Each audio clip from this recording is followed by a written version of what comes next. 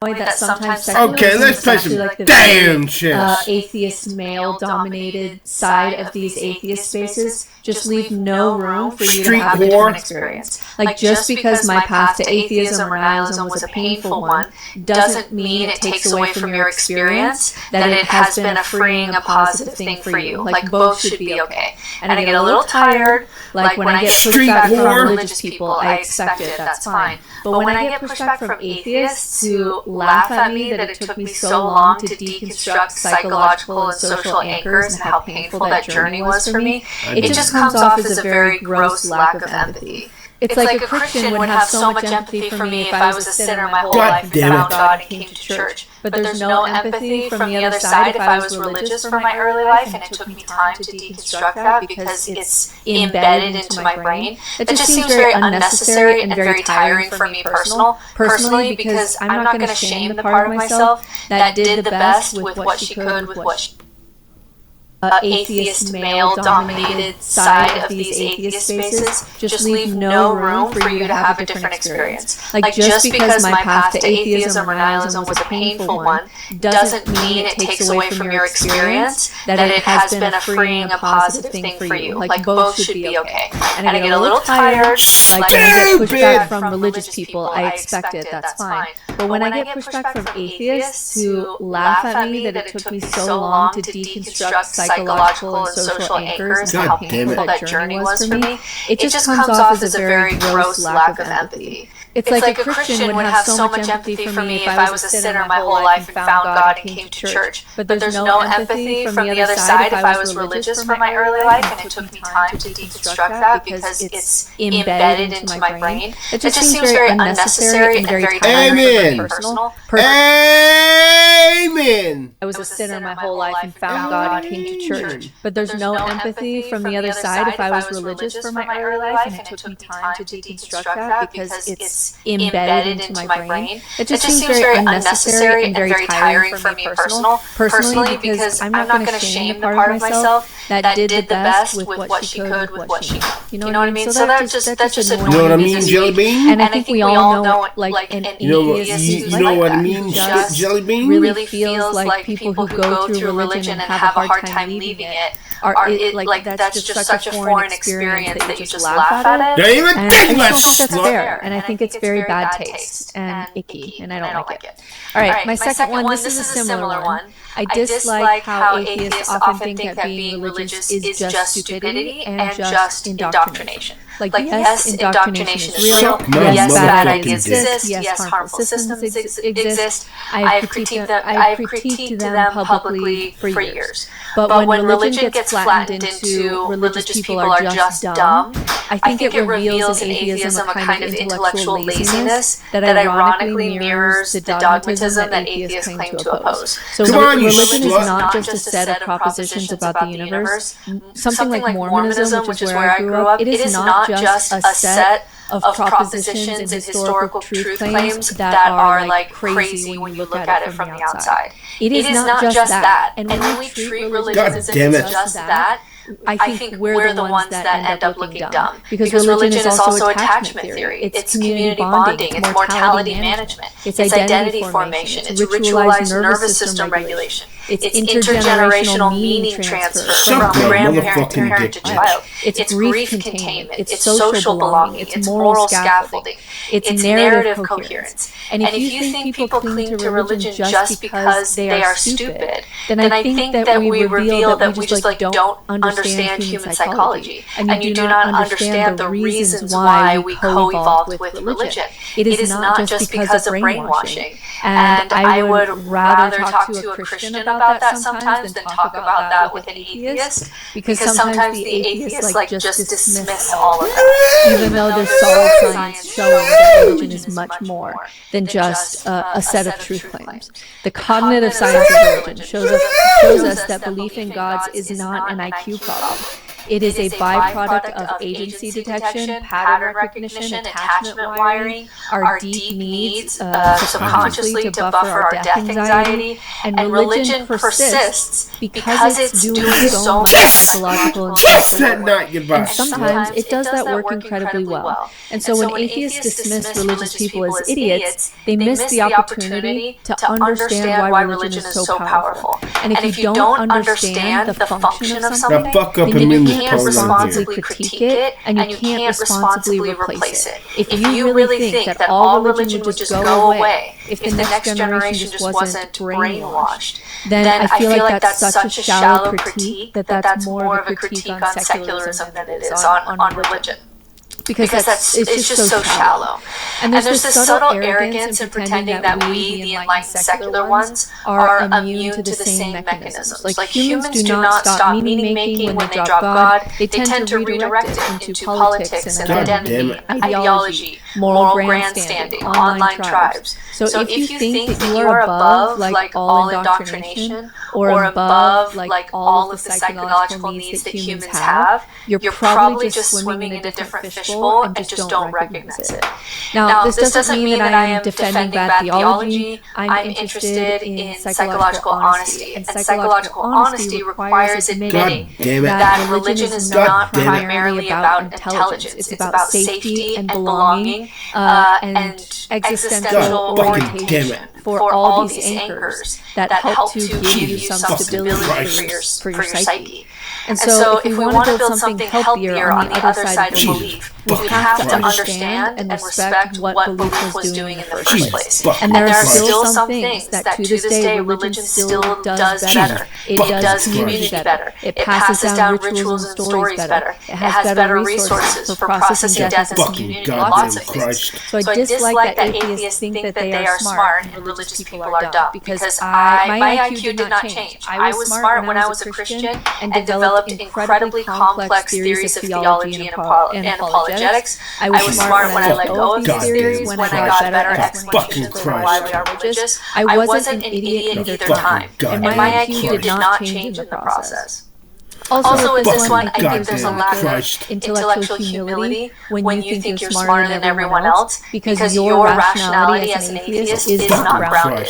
If your ability to reason came about because of evolutionary processes, and evolution does not evolve us to see according to truth, but instead to see according to evolutionary fitness, then you actually have no objective ground to stand on that you are more rational anyways. Now, just because I give that point to the Christian apologists when they say your rationality isn't grounded, doesn't mean that we go back to God. It's just admitting that yes, there's a lack of ultimate groundedness when it comes to rationality. Even so, I think atheism is a better position than pretending that you have objective rationality or objective morality.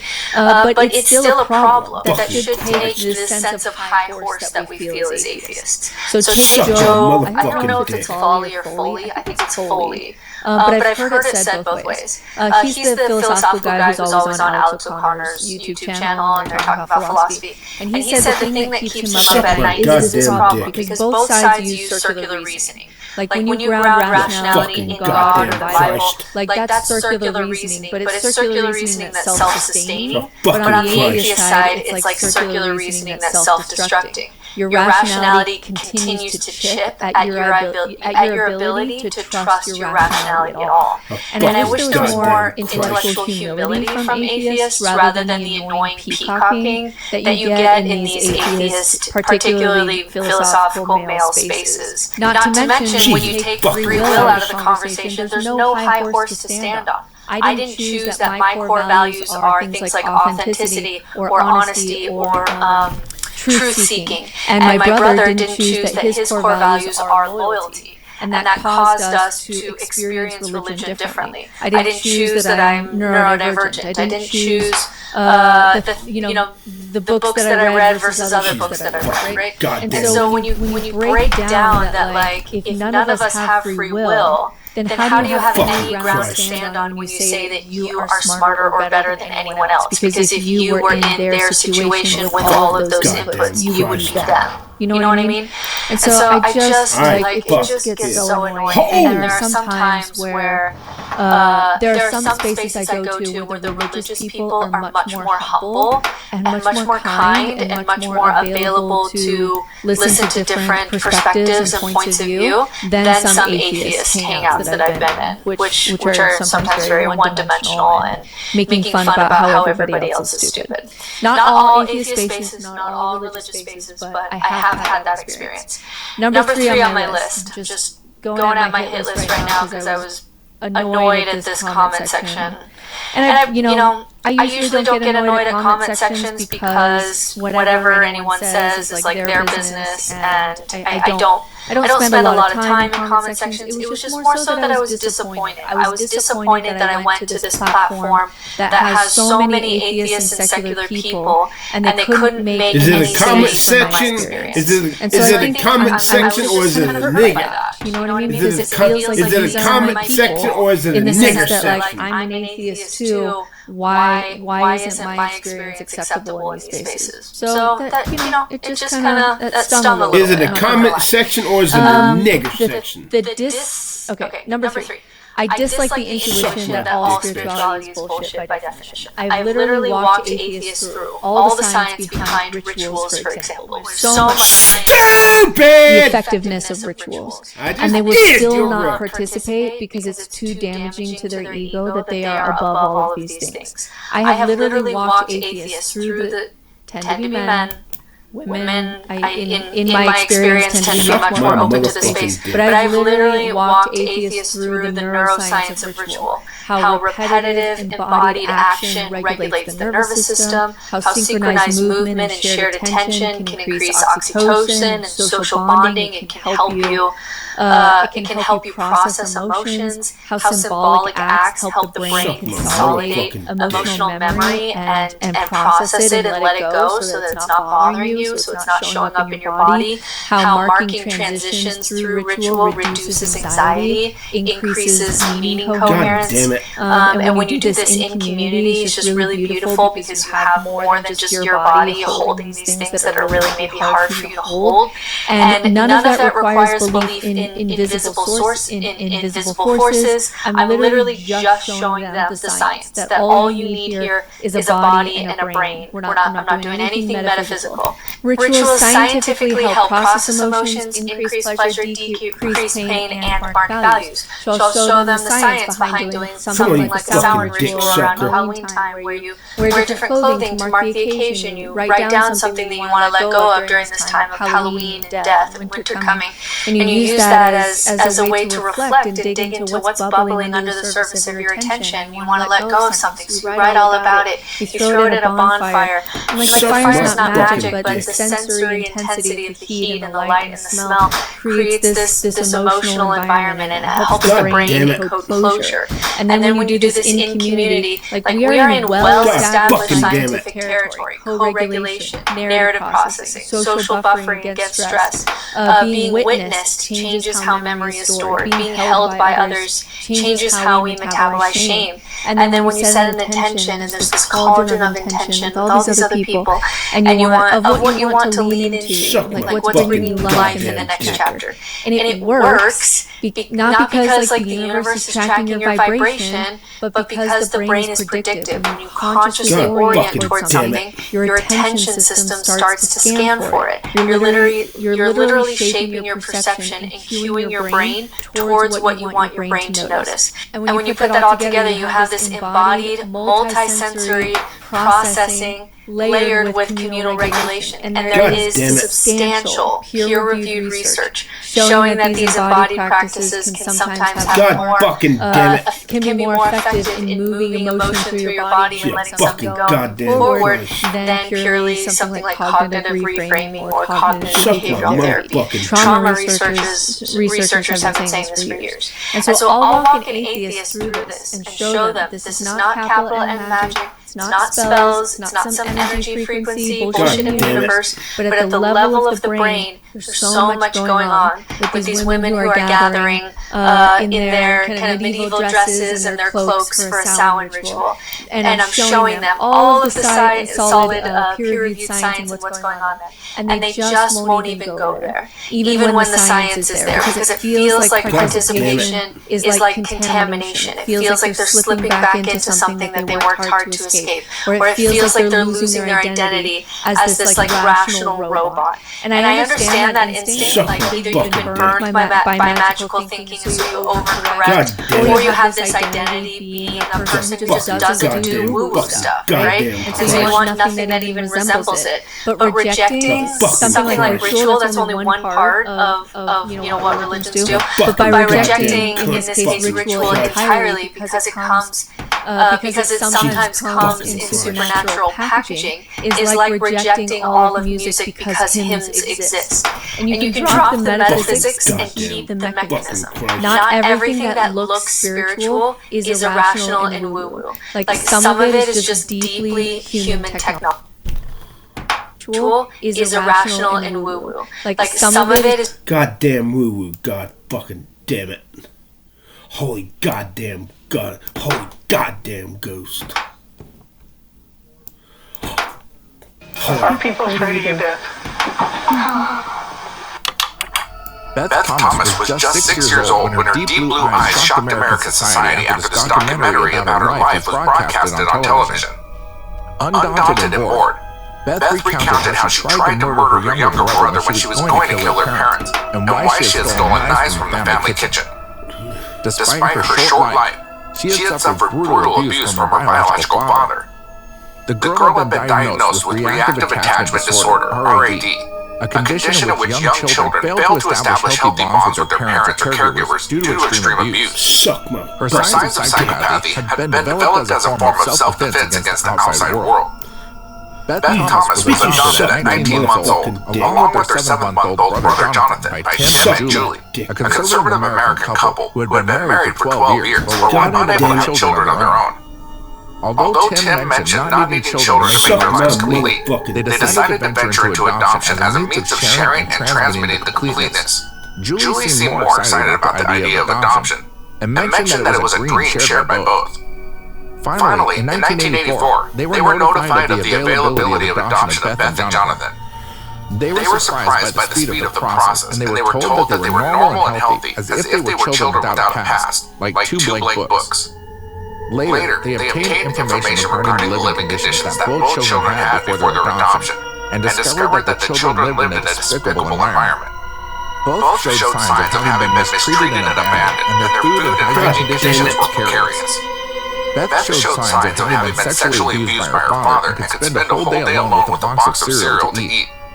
Jonathan lived reclining in a crib surrounded by urine and dirty diapers, and his head was misshapen from having spent so much time in the same pose.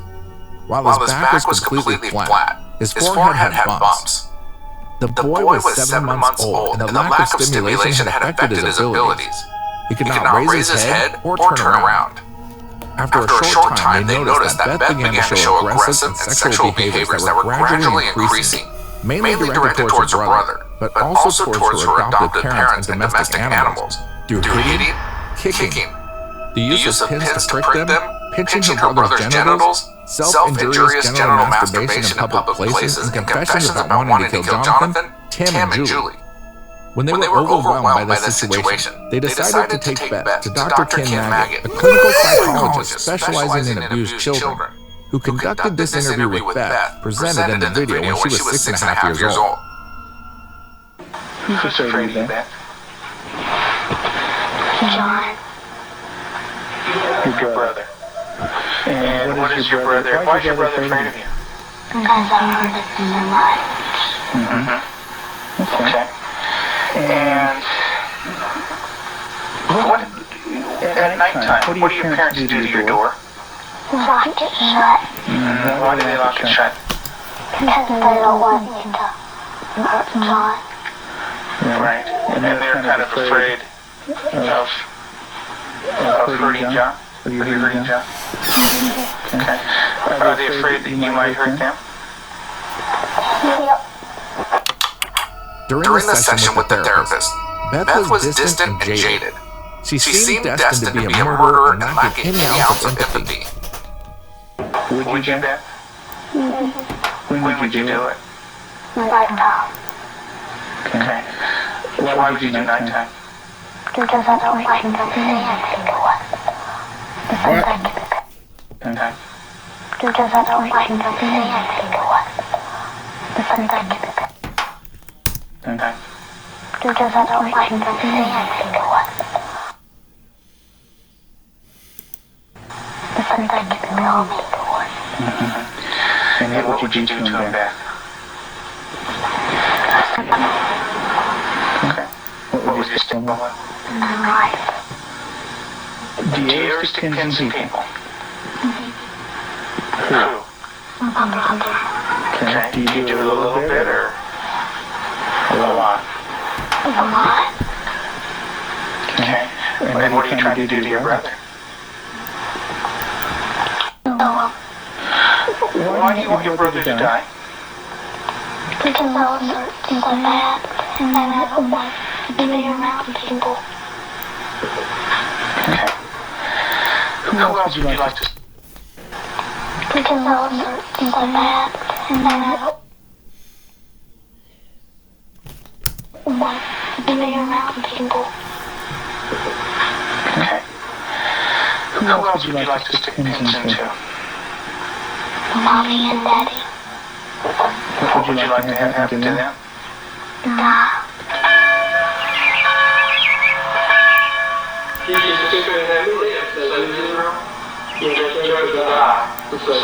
Tim is the minister of a small Methodist church in the South.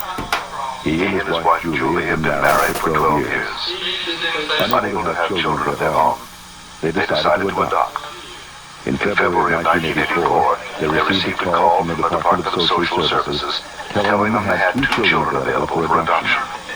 They were told that Beth, 19 months old, and her brother Jonathan, 7 months old, were normal and healthy. We did not need children to make our lives complete.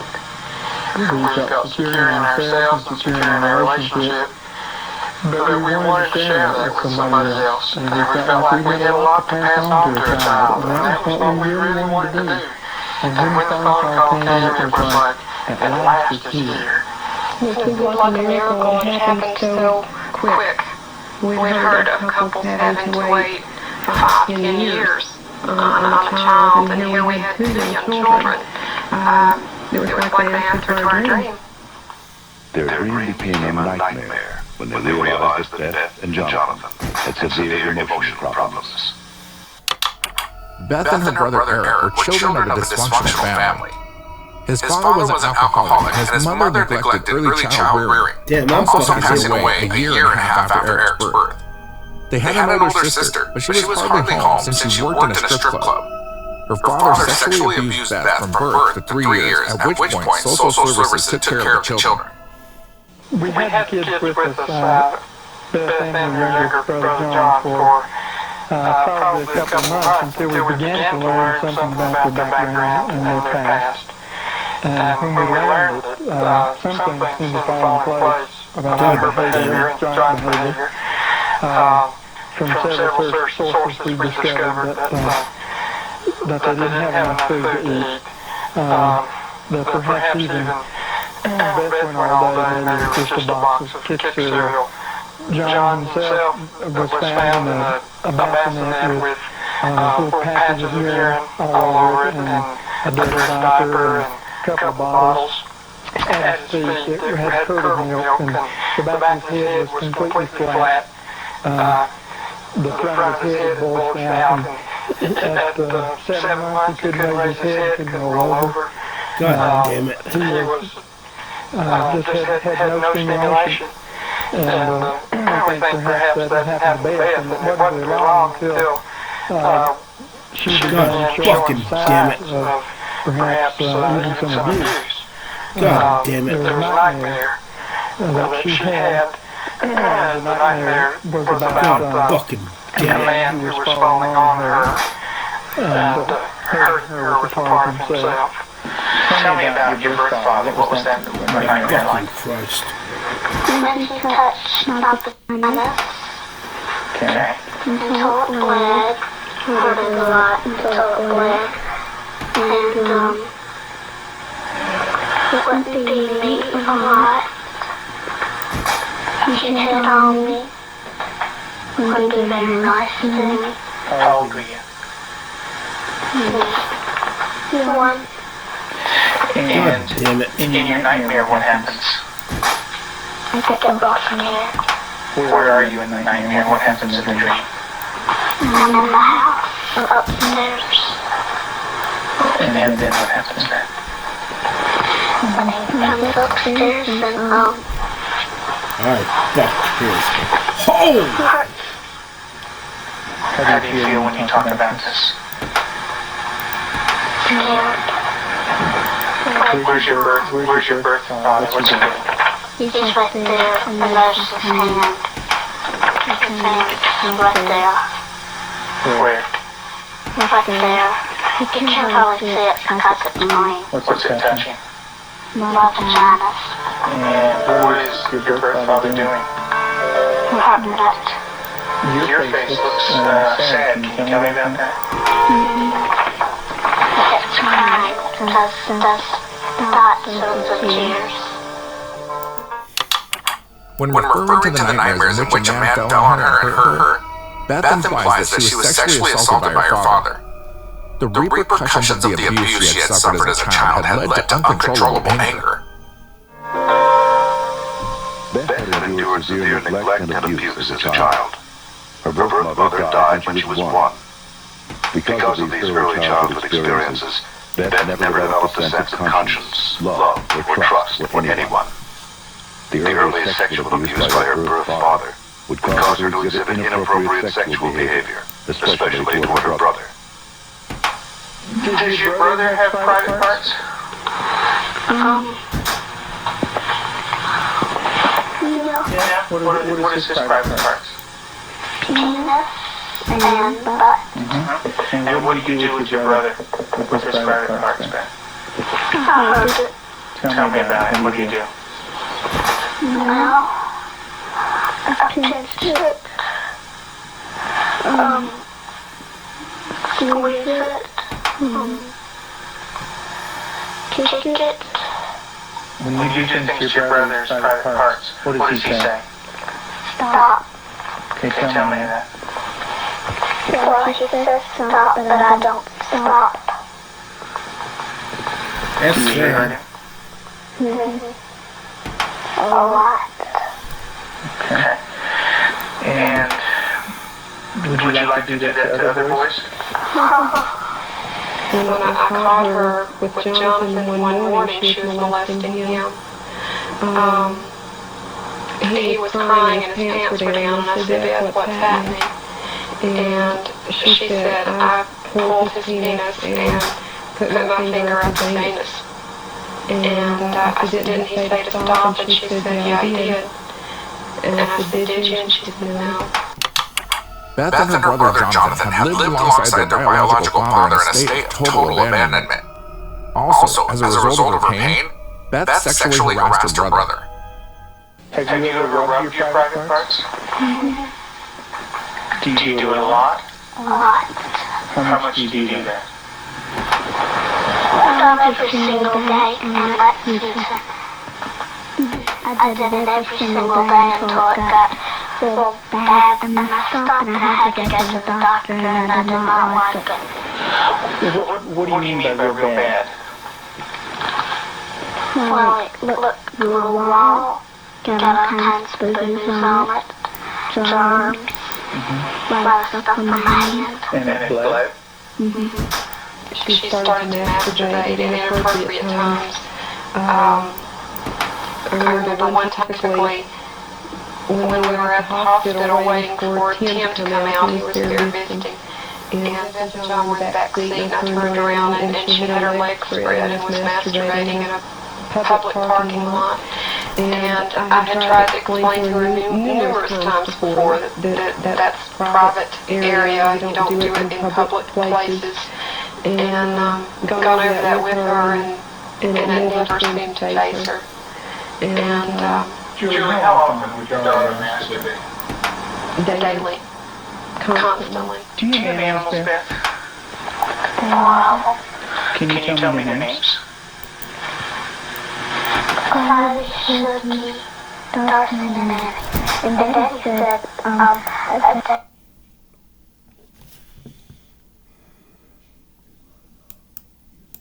there you go, Dawson and Annie. And Daddy said, Cloudy, Silky, Dawson and Annie. And Daddy said, there you go. I think it meant sugar. There was a stray cat. Did not have a home. The daddy was taking care of it and took it to the vet when he started. God damn it. When he had what to do. And what do you do to the animals, Beth? Picking up with hands. Do you stick them a little bit or a lot? What do you try to do to the animals, Beth? Kill them. What do they do when you stick them up with pins? Gwen cries. She's a dog. She got baby birds down in the nest, and we thought maybe she was just curious. So we explained that she could hurt them, put them back, and went through a whole sitting down and talking to her about the problem of it. And the next day we went out to check the baby birds, and they were on the ground dead with their necks broken. Let's talk about what happened once when you were smaller, when you found some baby birds in a tree. What did you do then? I took them out. Mm-hmm. And what did Mom say to you? That the mother will not come back if somebody touches her baby. Mm-hmm. Are the baby birds kind of small? Can you describe them for me? Well, they don't have their eyes open, but they can hear me, and they look up. Are they kind of helpless? Little baby birds? Can they fly? No. Can they run away?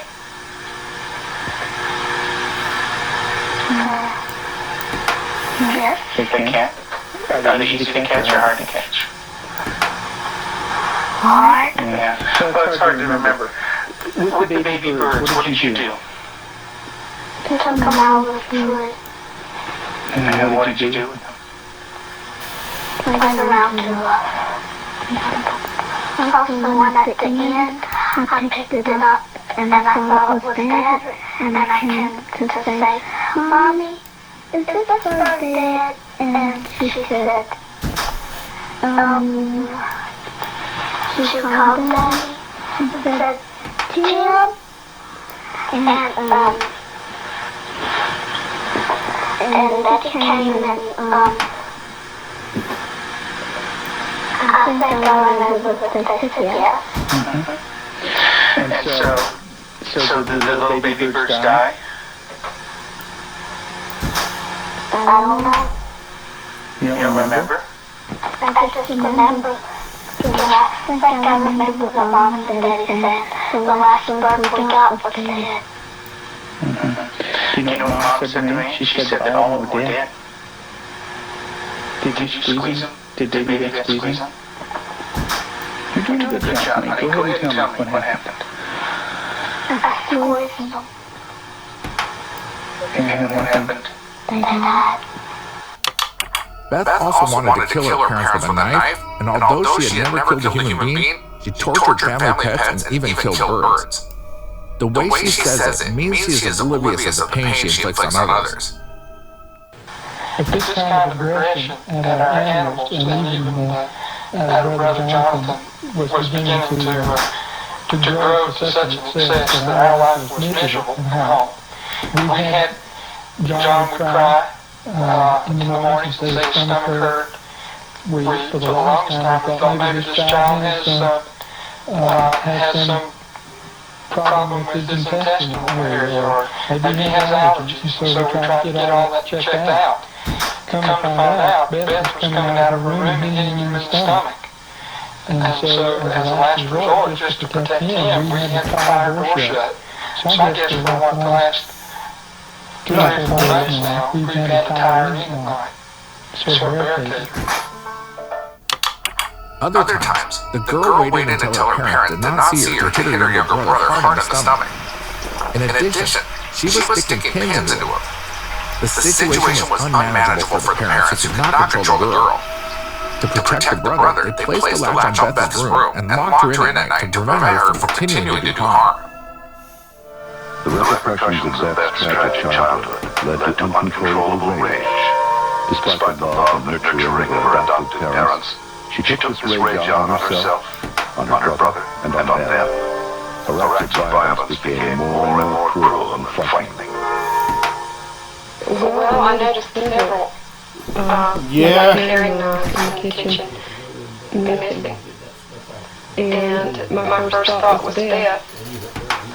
And I felt a little guilty about it at first. I thought, no. But I really didn't even mention it to her. They'd been gone several weeks. She was sitting at the table drawing and mentioned to me, what do those knives look like that are gone, Mom? And I said, what knives, Beth? And she said, weren't they kind of silver and about this big? And I knew then, and then this little smile, but not a sweet smile, but a malicious type of smile. And I knew then, I thought, she's got them. Tell me about the knives. Where did you get them? From the drawer. And where else? Do you remember? Tell me about it.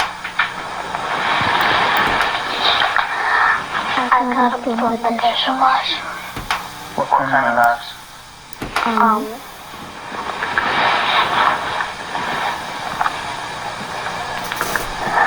Big sharp ones. And then what do you want to do with those knives? Kill John and Mommy with them and Daddy. Beth frankly admits that she wishes to kill both her adopted parents.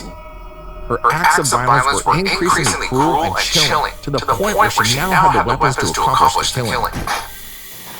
And when Mommy asked you about where the knives are, what do you say? I don't know where they are. I'm gonna get shit again. What did you think she might do with the knives? My first thought was Jonathan. And the reason we thought that was that she had, by this time, she had tried to kill John on several occasions and openly admitted that. In the basement, she was hitting his head against the cement floor. I heard his screams and ran down and had to literally pull her hands off, and she looked wild-eyed. Did you get real mad at him? Did you hit his head real hard? Tell me about it. How many times did you do it? A lot? What was the floor like? And what happened to your brother? Tell me about it. His head hurt real bad, but his chin had to have stitches in it. Could you stop? Use your words back. Okay. What was your brother doing when you were doing this? Playing with the toys. Okay. Was he asking you to stop when you were doing it? What was he saying? He just said, Dad, stop. And then what did you do? That didn't stop. I just kept on hurting him. What were you thinking when you were doing that? Thinking of killing him. How did you stop? What made you stop? When I heard Peter walking across the kitchen. And then he stopped because I thought Mommy and Daddy would come. Okay. Did Mommy come? What did she do? just thinking all right. Okay.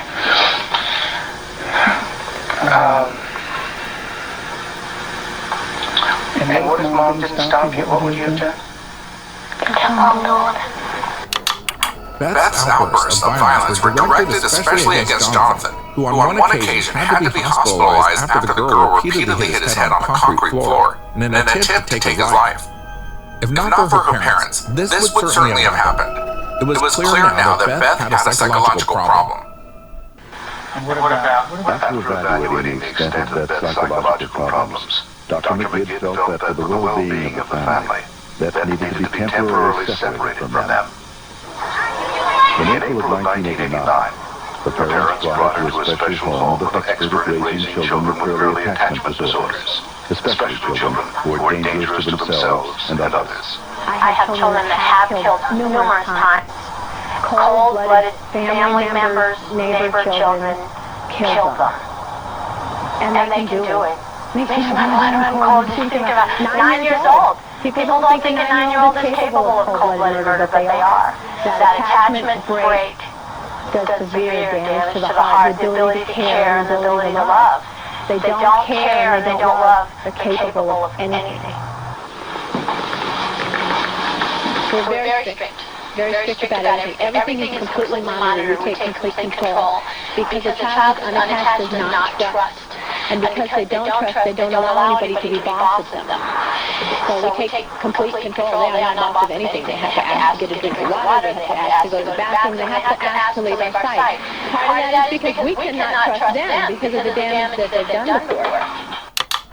Worried about the situation, her adoptive parents tried to help her in different ways and took her to countless specialists. The aggressions were incessant to the point that it was impossible to continue a healthy life.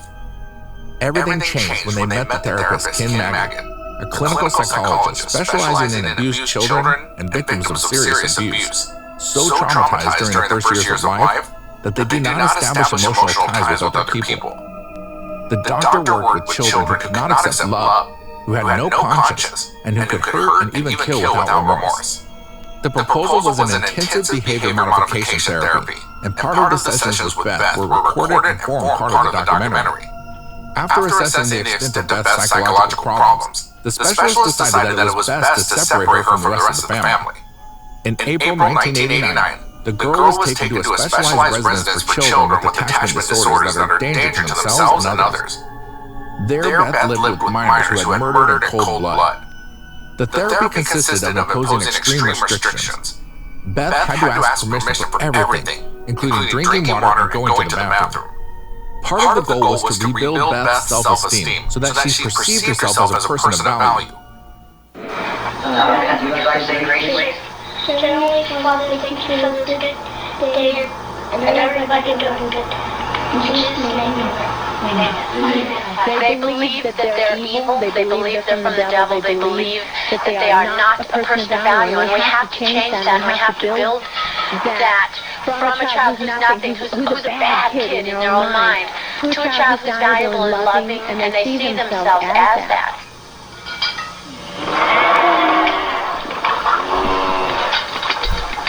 you don't have to fight it. When they do a chore well, we can say, you did a good job, you're a good worker. And then it just builds that self-esteem little by little so that they change the way that they see themselves.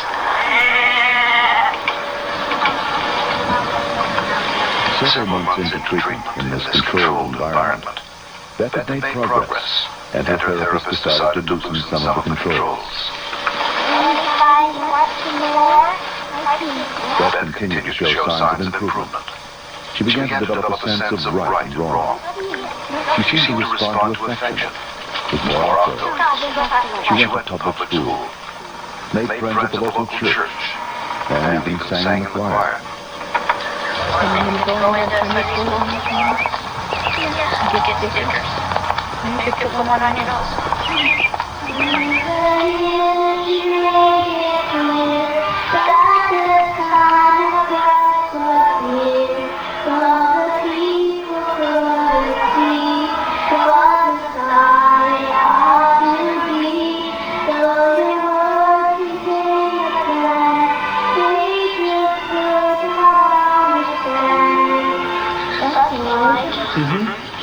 that's a beard. He's beard. Here's his nose, and that's his... Yeah, so his beard is kind of flowing in the wind and everything. And I was just taking it from the head, the fiery chariot. Huh? Well, that's Elijah. That's the other prophet. It's Elijah's place. And he's left, and there's Elijah. You know? And he learned about sheep, and the Lord is my shepherd. March 3rd, you just got that yesterday, huh?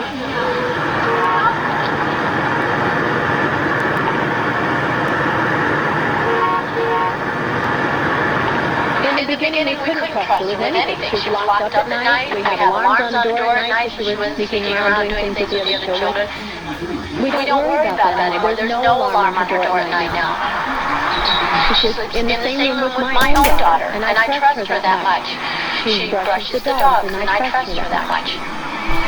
Because she has earned that trust. She's learned it. She has a heart, and she has a love inside, and she feels bad when she does something now. In the past, because she didn't have a conscience, she didn't feel. And he sang in the choir.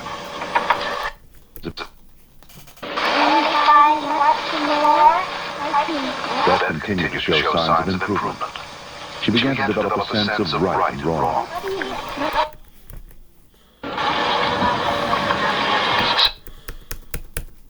Person of value, and we have to change that, and we have to build that from a child who's nothing, who's a bad kid in their own mind, to a child who's valuable and loving, and they see themselves as that.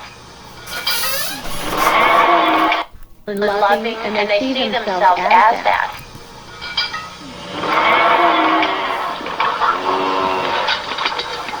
You don't have to fight it. When they do a chore well, we can say, you did a good job, you're a good worker. And then it just builds that self-esteem little by little so that they change the way that they see themselves.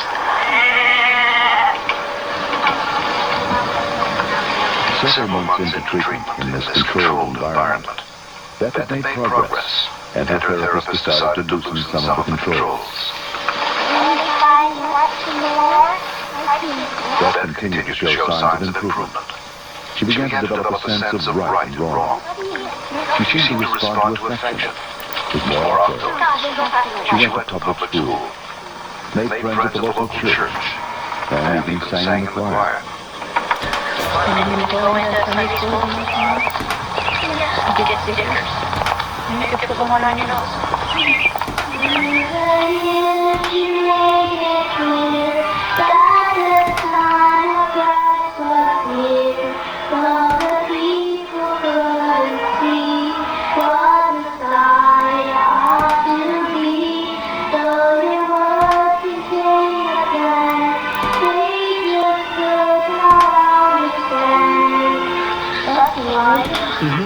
Yeah, that's a beard. He's beard. Here's his nose, and that's his...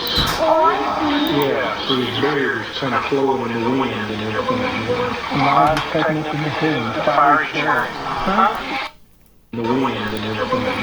And I was taking it from the head, the fiery chariot. Huh? Well, that's Elijah. That's the other prophet. It's Elijah's place. And he's left, and there's Elijah. You know? And he learned about sheep, and the Lord is my shepherd. March 3rd, you just got that yesterday, huh?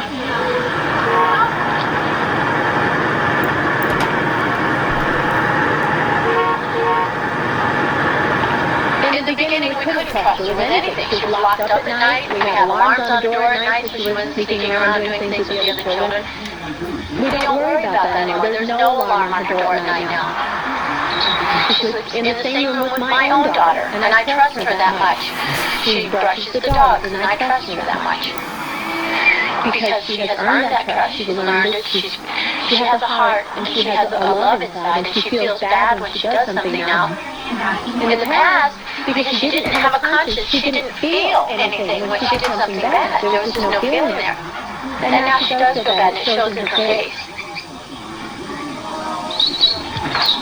I believe that Beth can make it.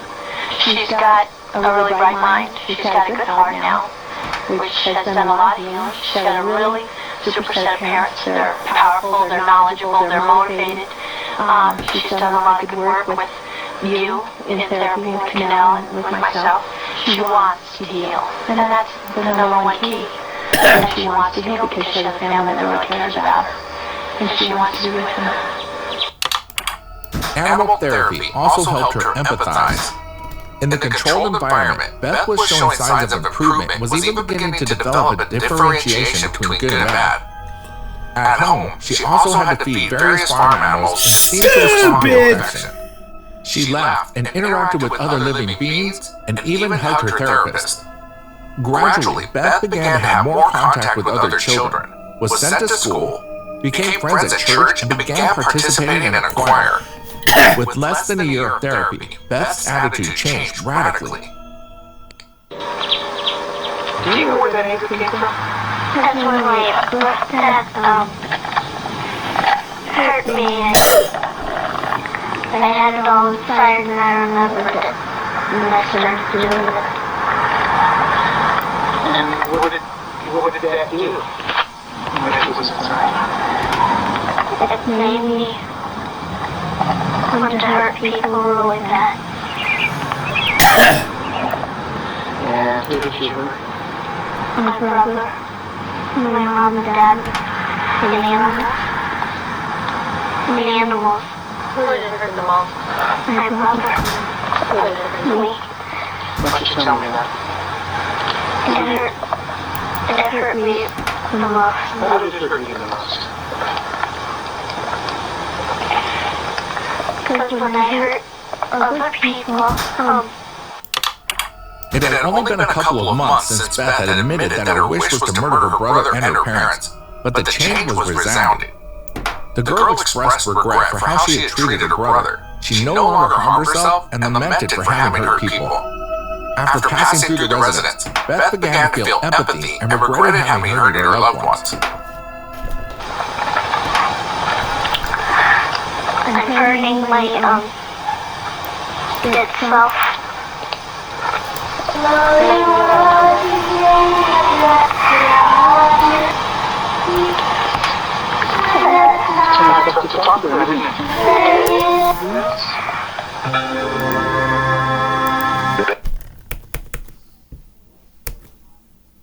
He hurt her loved ones. I'm hurting my dead self. How do you feel right now, Beth?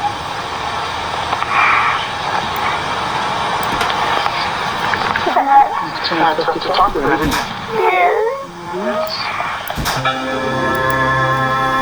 Beth gave her last interview for this film in December of 1989. It's hard to talk about, isn't it? Beth gave her last interview for this film in December of 1989. Although she had made progress, she would still need extensive therapy. Not all amused children are as deeply scarred as Beth, but all amused children suffer a profound hurt for the rest of their lives. The road to recovery is long and hard for the amused child.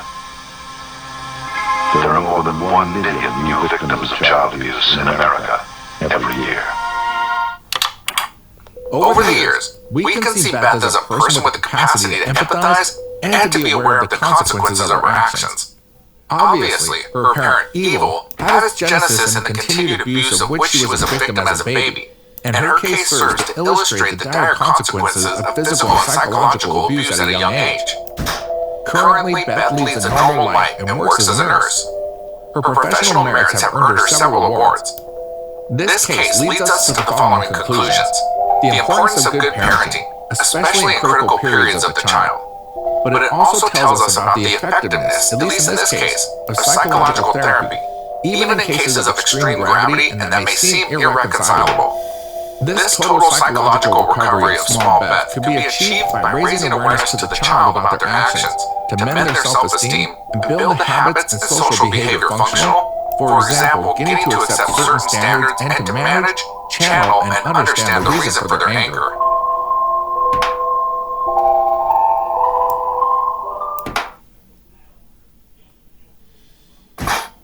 God damn it.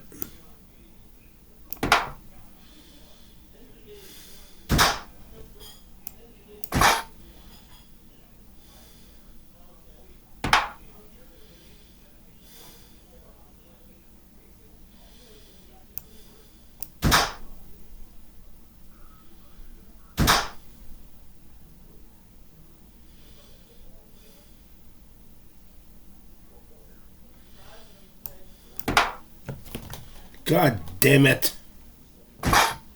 God fucking damn it. God fuck it. God fucking damn it. God fuck it. God fucking damn it. God fuck it. God fuck it. God fuck it.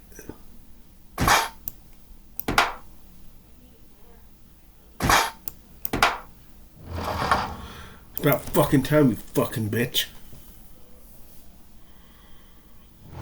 Shit. Goddamn motherfucker.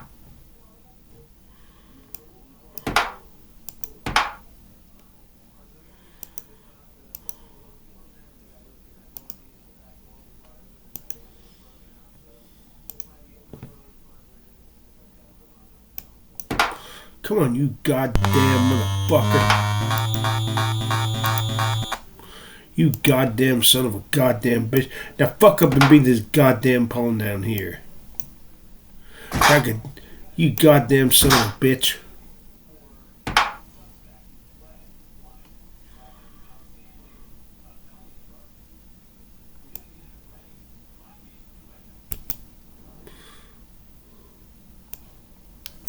Suck my motherfucking dick.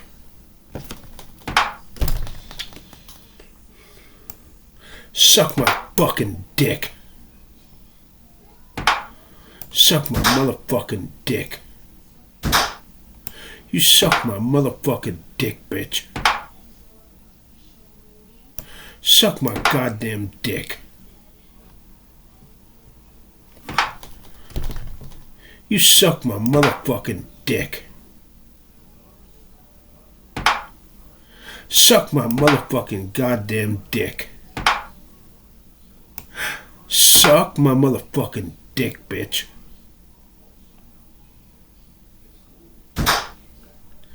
God damn it.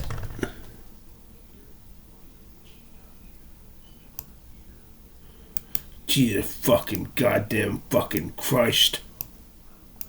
Suck my motherfucking dick. God fuck it.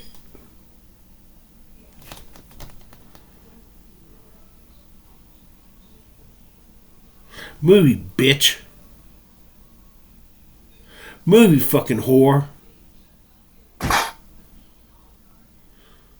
Suck my motherfucking dick.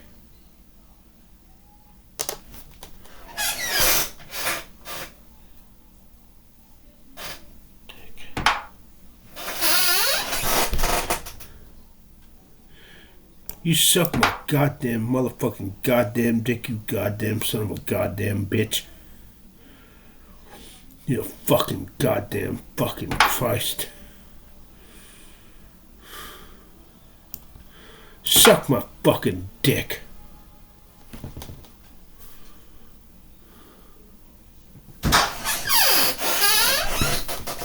Suck my goddamn motherfucking goddamn dick.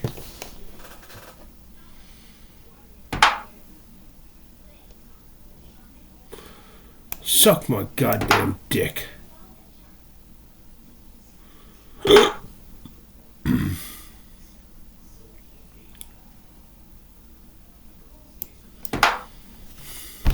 Suck my motherfucking dick. Suck my motherfucking dick. Suck my goddamn dick. Suck my fucking dick. Suck my motherfucking dick. Suck my motherfucking goddamn dick.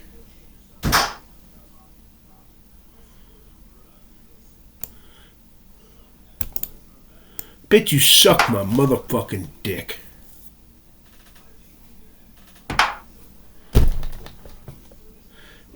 Bitch, you suck my motherfucking dick.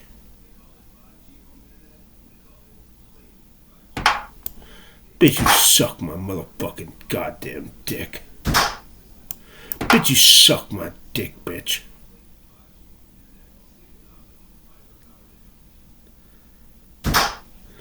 Suck my motherfucking dick.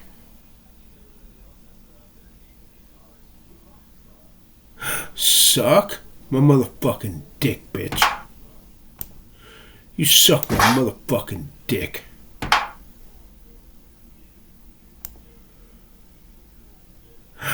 Suck my mother. I fucked his hoe.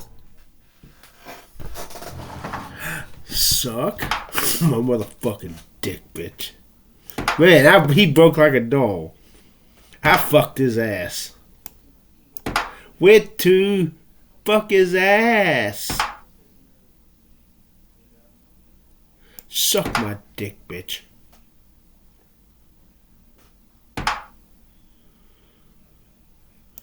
You suck my motherfucking dick.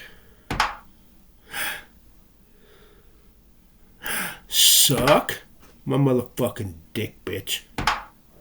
God damn it. Suck my motherfucking dick.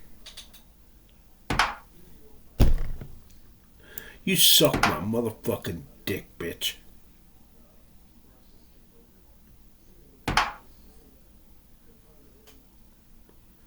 Suck my dick, bitch.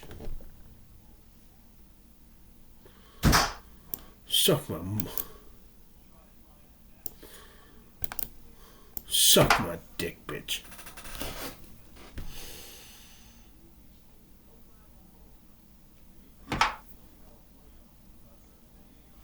Bitch, you suck my motherfucking dick.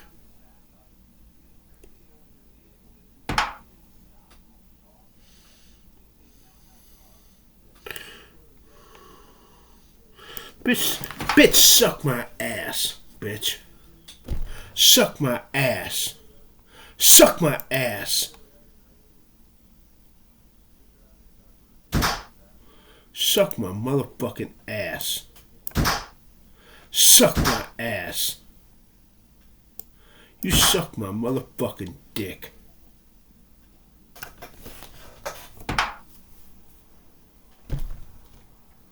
Bitch, you suck my motherfucking dick. Suck my dick, bitch. Suck my motherfucking dick.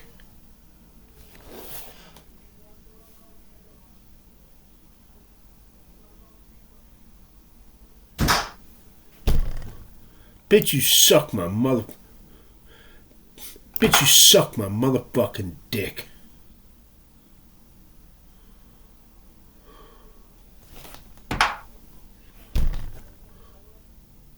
Bitch, you suck my dick, bitch.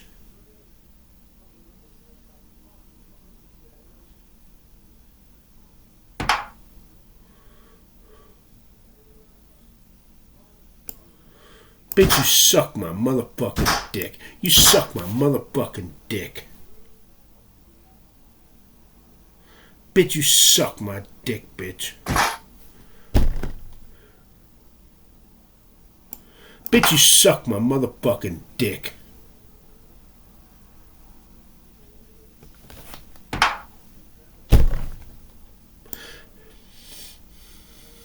Bitch, you suck my motherfucking dick.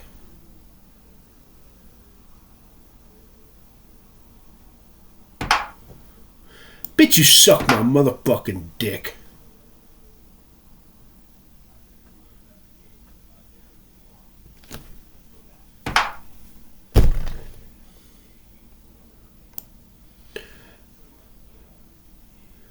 Bitch, you suck my ass.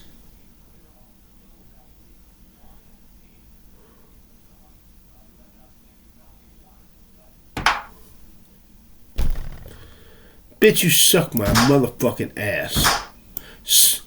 Suck my ass. Suck my motherfucking ass.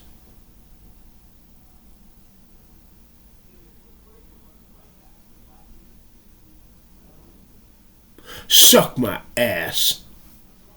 Kiss my dick.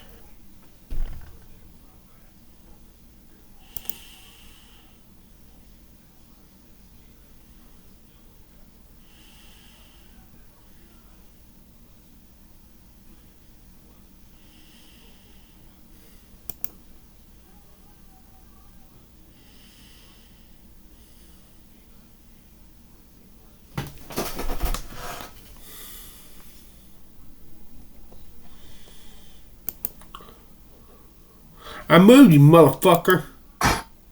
Oh, fucking Christ.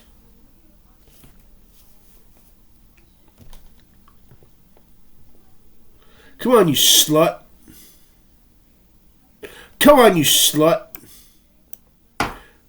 God damn it.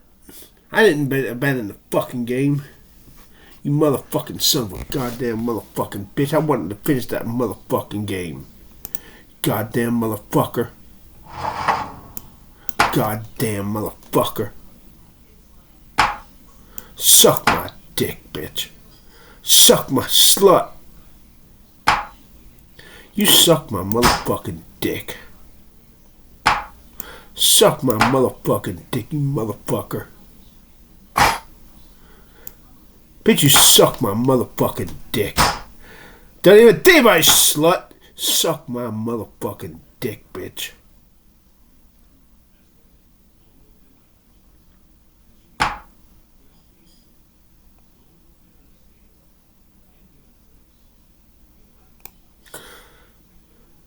Don't even think about it! Slut. Suck my ass. Stupid!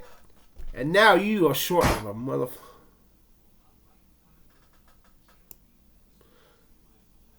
Suck my motherfucking goddamn ass, you goddamn son of a goddamn bitch. Suck my ass.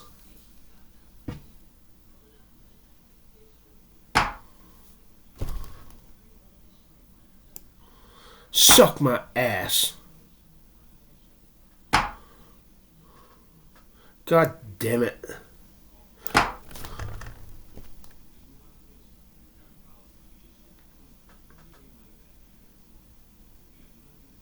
God fucking damn it.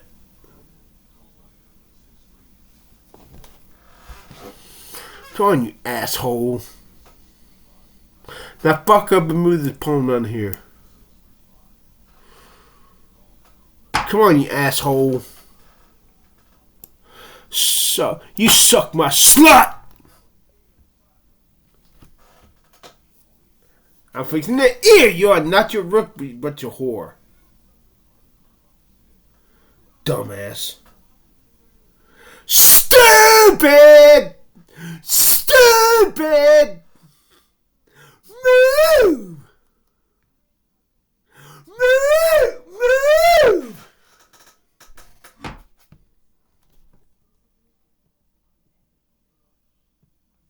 Ah!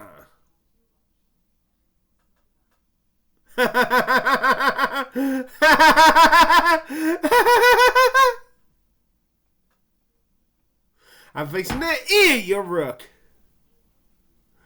Ah! Dumbass.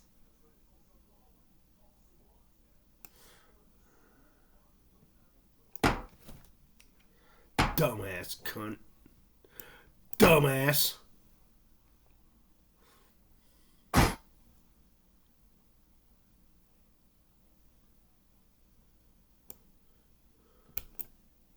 Suck my slut.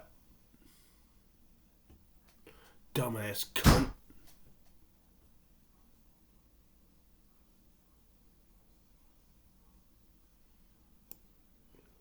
Suck my motherfucking slut.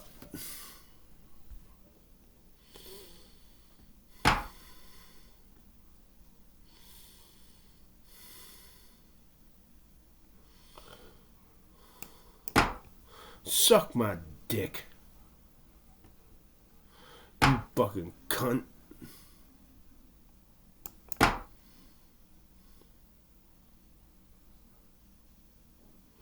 God damn it.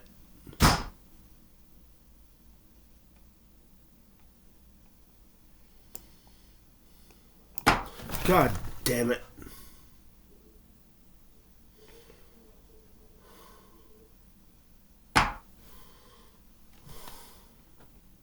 Suck my ass.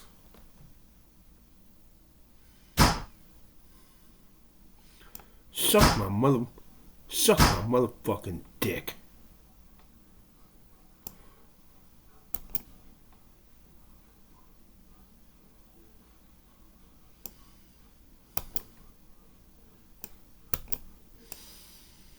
Suck my dick, bitch.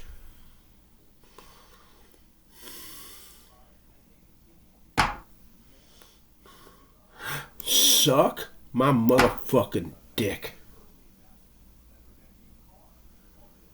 Suck my dick, bitch. Suck my motherfucking dick. Suck my motherfucking dick. Oh, Digger!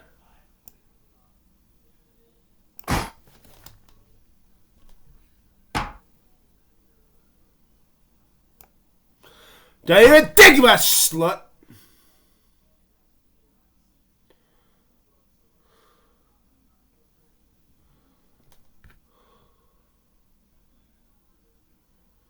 Oh, Digger!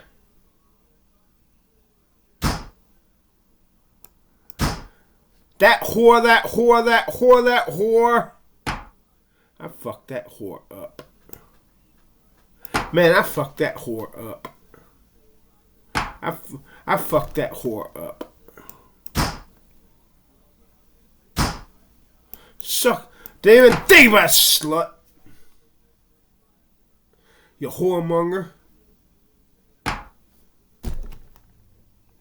Suck my motherfucking dick, bitch. You suck my motherfucking dick. Suck my dick, bitch.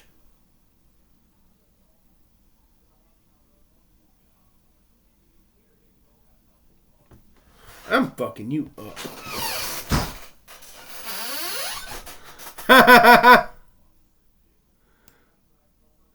Stupid! I'm also saying that to myself because I almost missed that.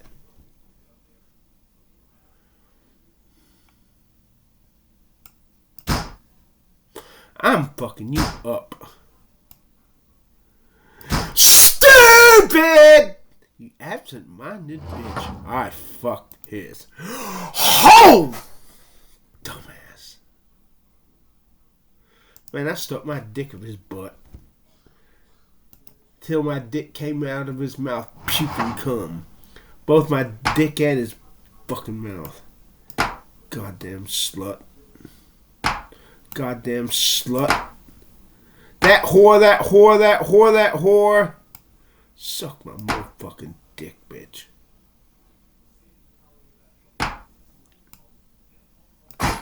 Suck my motherfucking dick.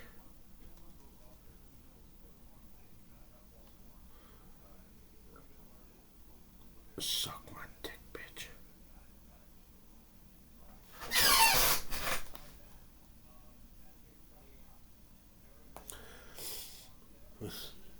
Piss.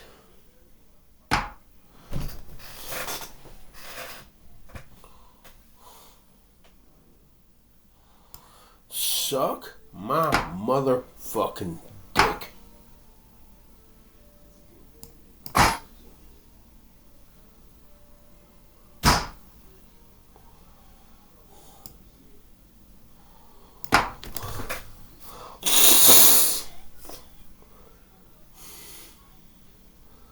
You suck my motherfucking dick, bitch.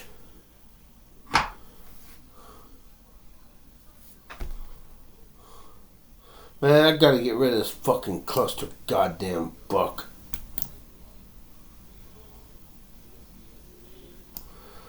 This is fucking bullshit. This is bullshit.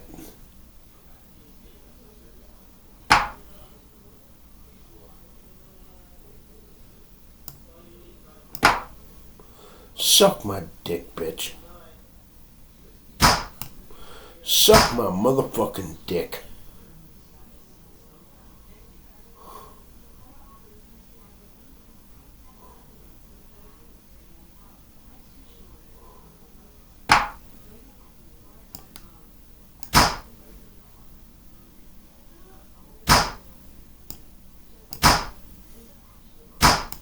Let the slaughter begin.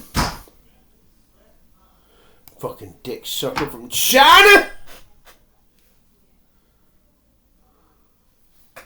Suck my motherfucking dick. Suck my dick, bitch. You suck my dick, bitch.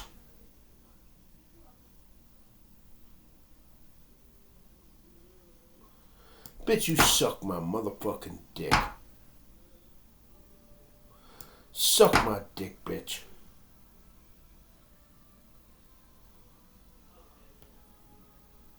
Suck my motherfucking dick. You suck my goddamn dick, bitch. You suck my goddamn dick, bitch. You suck my goddamn dick, bitch. You suck my goddamn dick. You suck my goddamn dick, bitch. You suck my goddamn dick, bitch. You suck my goddamn dick, bitch. You suck my goddamn dick. You suck my goddamn dick, bitch. You suck my goddamn dick, bitch. You suck my goddamn dick, bitch. You suck my goddamn dick. You suck my goddamn dick, bitch. You suck my goddamn dick, bitch. You suck my goddamn dick, bitch. You suck my goddamn dick. You suck my goddamn dick, bitch. You suck my goddamn dick, bitch. You suck my goddamn dick, bitch. You suck my goddamn dick. You suck my goddamn dick, bitch. You suck my goddamn dick, bitch. You suck my goddamn dick, bitch. You suck my goddamn dick. You suck my goddamn dick, bitch. You suck my goddamn dick, bitch. You suck my goddamn dick, bitch. You suck my goddamn dick. Man, god damn it. God fucking damn it. Suck my motherfucking dick. Suck my dick, bitch. Bitch, you suck my motherfucking dick. Stupid!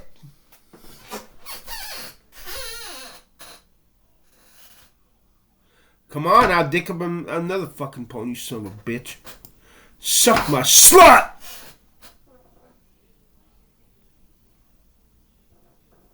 You suck my goddamn dick, bitch. You suck my goddamn dick, bitch. You suck my goddamn dick, bitch. You suck my goddamn dick, bitch. You suck my goddamn dick, bitch. You suck my goddamn dick. You suck my goddamn dick, bitch. You suck my goddamn dick, bitch. You suck my goddamn dick. Suck my dick, bitch. Suck. Stupid! Suck my motherfucking dick, bitch. You suck my motherfucker. I think you're getting the short end of this dick, stupid motherfucker. Suck my dick, bitch. Suck my slut.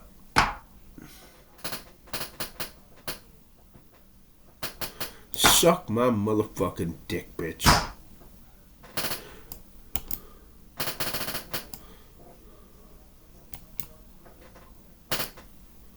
Suck my dick, bitch.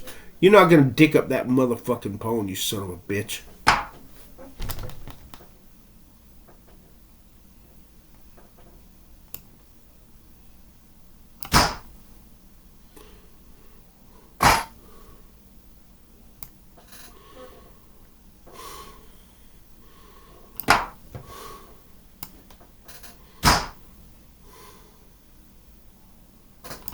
God damn it.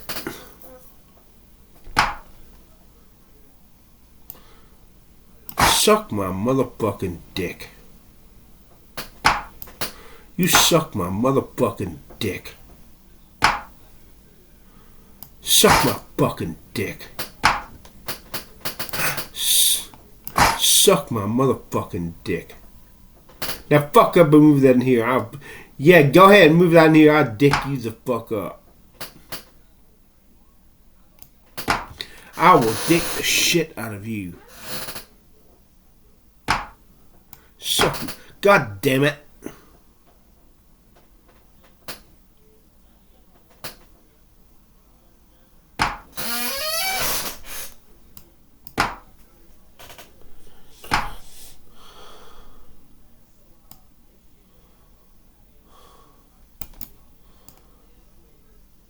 Bitch, you suck my motherfucking dick.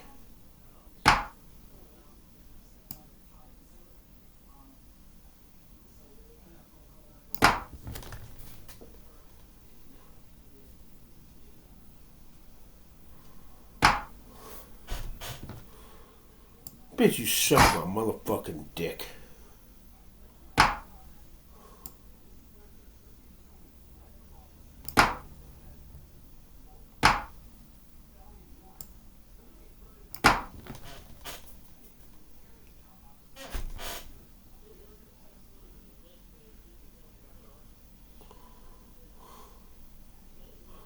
Come on, dick sucker. Come on, you motherfucking dick sucker.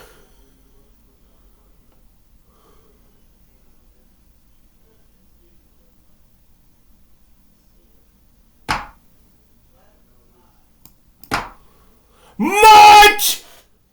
Dumbass.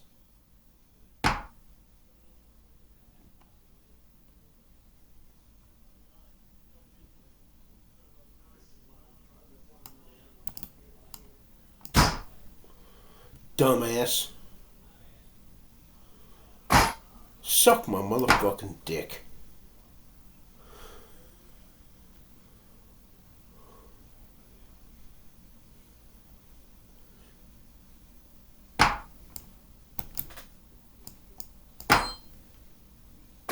I just got myself a whore.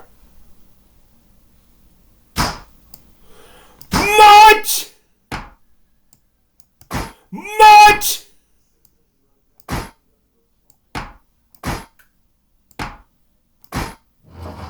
I fucked it.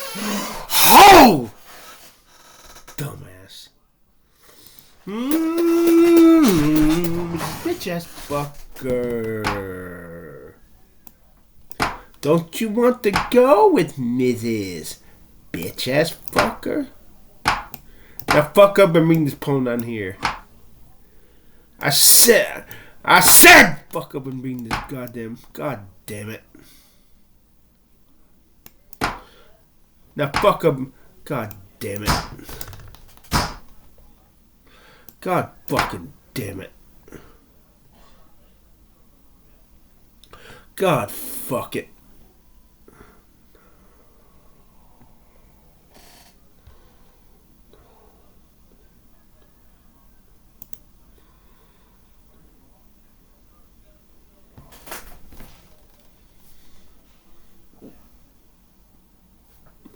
Come on, you motherfucker. Come on, you goddamn motherfucker. You goddamn motherfucker. Come on, you goddamn motherfucker. Move, you goddamn motherfucker. Move, you goddamn motherfucker. You goddamn motherfucker. Goddamn motherfucker. Come on, you goddamn son of a goddamn bitch. God damn it. Move!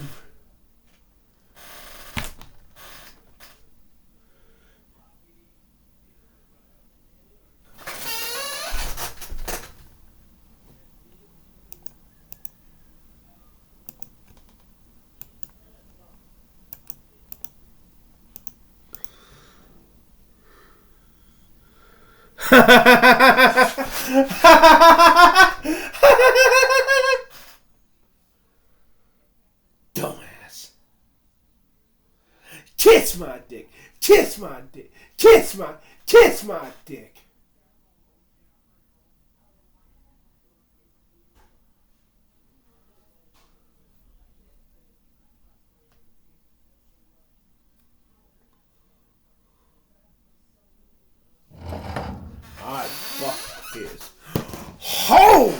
Let's make you some goddamn coffee. My back hurts like a goddamn motherfucker. God damn that phone. God damn it.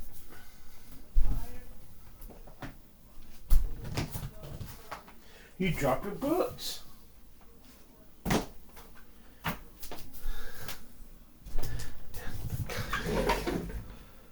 Answer the goddamn phone. Answer the goddamn phone.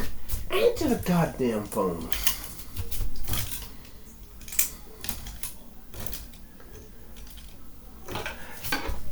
Answer the goddamn phone.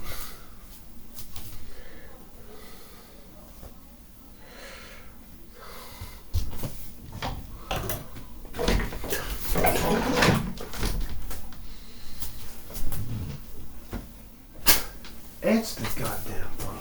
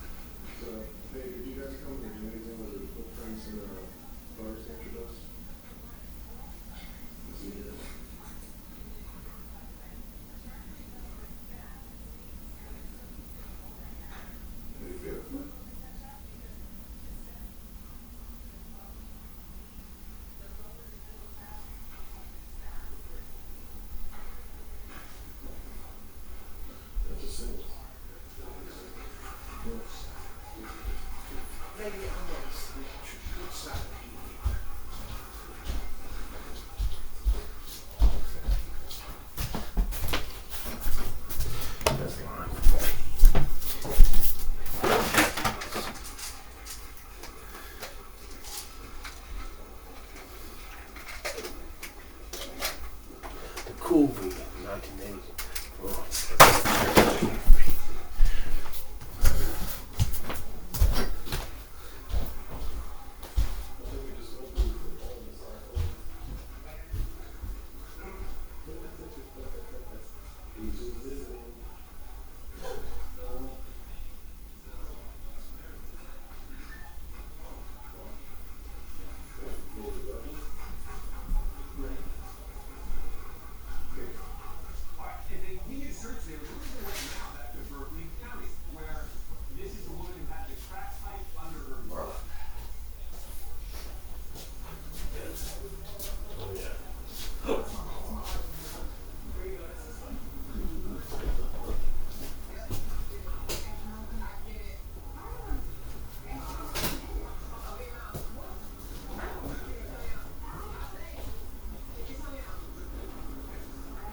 Clean the bathroom floor, look.